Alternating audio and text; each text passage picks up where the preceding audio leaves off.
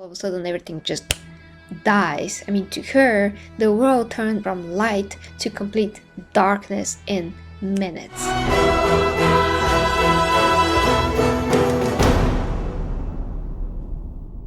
Hi guys, and welcome to Xena GK with me, Gary. So guys, this week we have a topic that's once again suggested by one of my friends in Dear Xenatees. So the topic is why Callisto chose this road of revenge, dreadful hatred towards Xena. Why couldn't she just understand what happened and not go for revenge, not dedicate her life to go after Xena and all of those things? So I'm gonna get into this right now. So guys, this topic actually deserves attention, definitely from a psychological standpoint, and it all depends on where do you find the particular character and what do I mean by that. When Xena's army attacked her village, burned everything, and her sister and mom died in the fires, and as a result of this attack, which Xena didn't know about that they're doing this, so she is not directly responsible, but she's responsible in the way that she didn't keep her army in check, and for some reason that deed that they committed was missed and just went under her gaze somehow, which is never actually explained how did that happen, or I think it was mentioned somewhere, but I'm not really sure. Xena was against them attacking and burning villages, especially because this was the moment where she already had established the rule of not killing women and children, so she definitely didn't want to burn and destroy a whole village. She just wanted for her army to loot the village, and that's it. So what the heck happened there with Xena, I'm not really sure, but if we skip that moment and go to Callisto, Callisto in that same time was a teenager living with her mom and sister, and her mom and sister to Callisto were her whole world. So she didn't have anybody else. All that we know is that she had a loving relationship with her mom and sister, and that is it. So to her, that is the most important thing in the whole world. That is her family, and that is all that she knew. She was still growing up, so she is not a fully developed person. She does not have fixed morals, fixed perception of the world, or anything of the sort. The only thing that she knew to function and exist that worked for her and her life, and that was her whole life to this point, was her relationship and support by her mom and sister. So when they died in this extremely brutal, horrible way that nobody deserves, her whole perception of the world just come crashing down.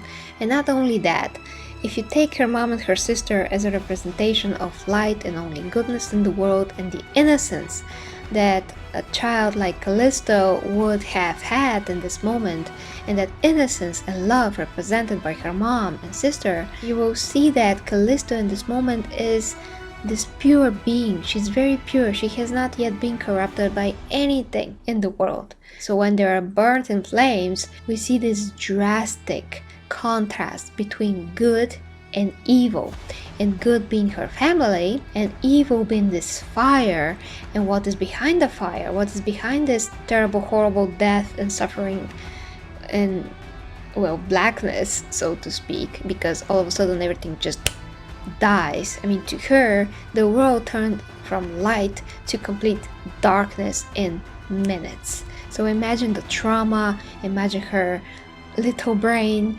how she saw that. Imagine her personality being completely destroyed and crushed in that moment. And that is exactly how we have to see this to understand why Callisto just went from normal girl, teenage girl, totally the opposite way into being completely evil, vindictive, and all of those things that she became. Because when you take away her world, what made her who she is to this point of her life, and replace that completely with death and destruction, what you're going to see is death and destruction.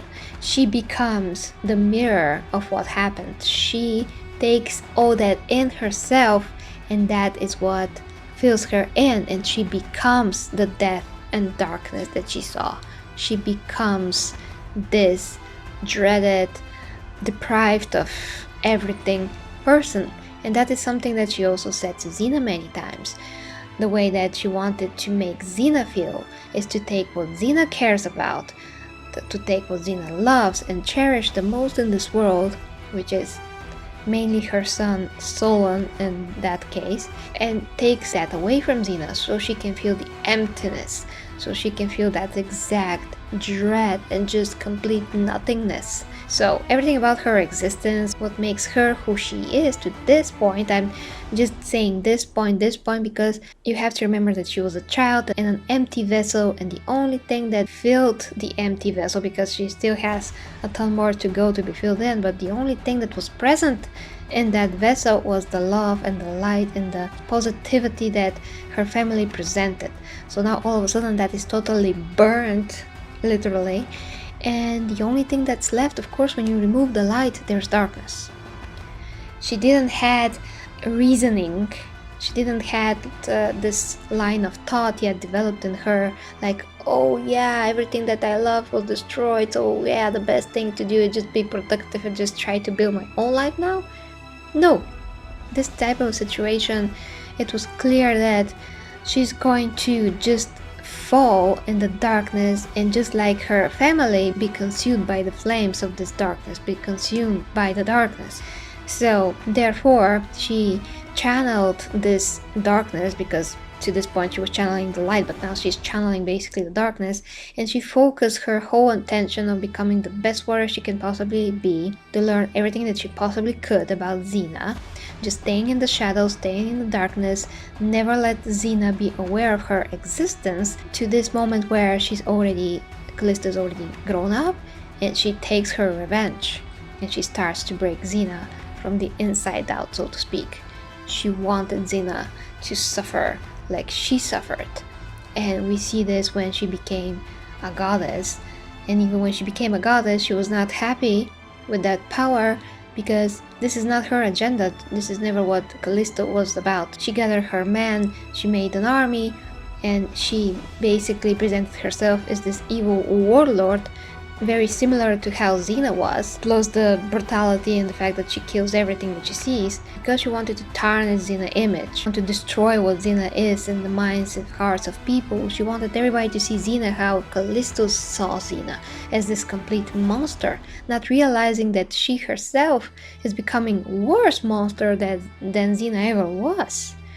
But that's the thing, when you're black inside, your perception of reality is broken, because she didn't have time to grow up.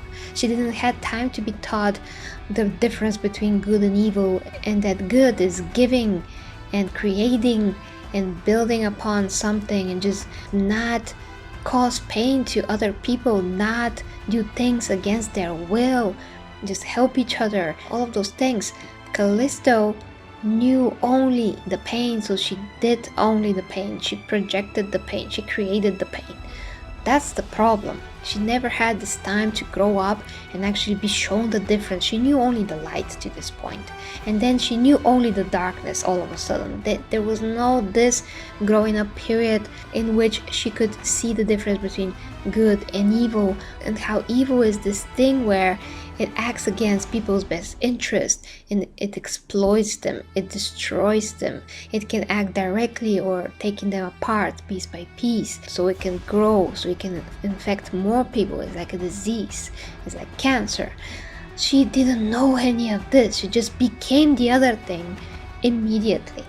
So that's the problem. That is why never Callisto said to herself, wow, I should stop doing these evil things. No, she was all consumed by that. She was suffering. That was pure suffering. She didn't even know herself, but she found that focus, and she gathered all the willpower because of her hatred. It was just accumulated by that hatred, and focused that on becoming the best warrior, focused that on Xena and her life, and how to infiltrate her life in the right moment so she can cause all of that pain and destruction.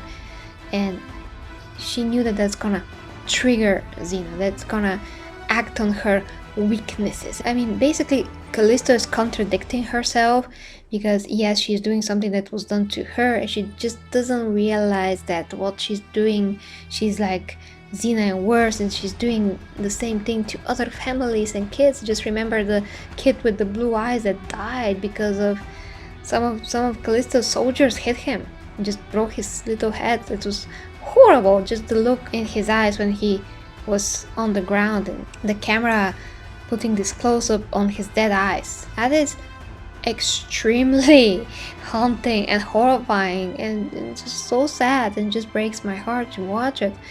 And it's because this is also the middle of Callisto's suffering. You know, she is doing this because she's suffering, but she doesn't realize it. So she has no capacity for this, guys. She has never built up the capacity to realize what she's doing. She never built up the knowledge, and she never saw the contrast.